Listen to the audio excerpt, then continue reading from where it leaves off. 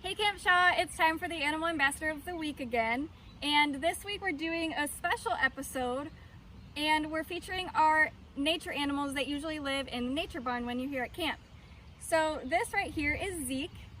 He is a corn snake, and corn snakes live in the southeastern United States. They live for up to about 20 years. They're carnivores and they mainly eat rodents and small mammals. They're not venomous, so if he bites, which he rarely does bite, it's not going to do anything but just hurt a little bit. They live in fields with tall grass or in forests in the wild. They are able to climb trees and cliffs.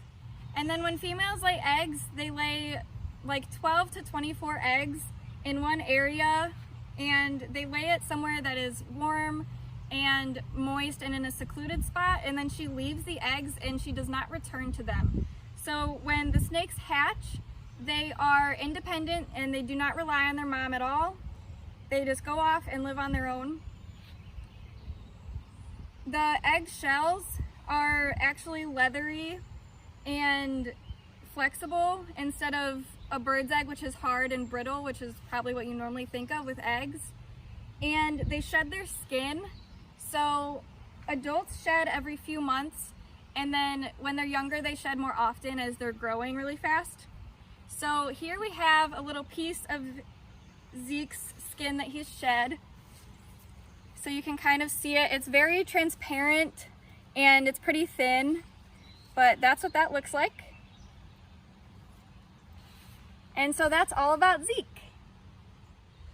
Our next animal is Wrigley, and he's a red-eared slider.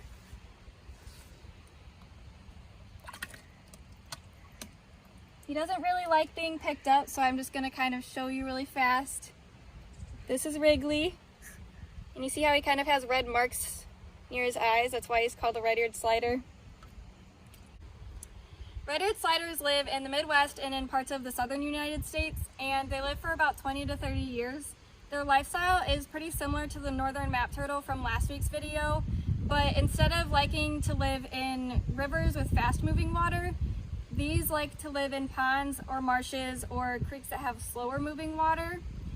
And they are cold-blooded, so they sunbathe, and they usually sunbathe in groups on rocks or logs that are sticking out of the water.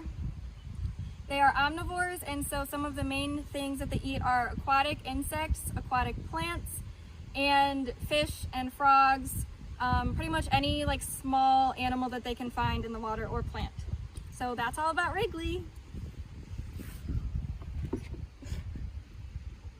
Our last animal is Abe the tarantula.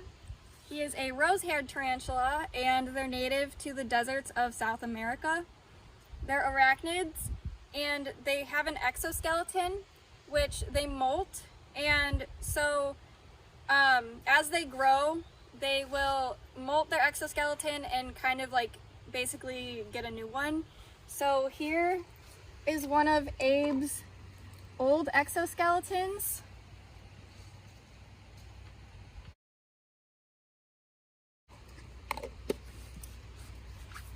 Their exoskeleton is pretty fragile, so you have to be really careful with tarantulas, because if they fall or if you drop them, their exoskeleton can break, and then that can cause them to die.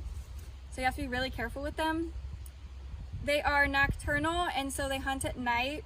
They're carnivores and they eat a lot of different types of small animals.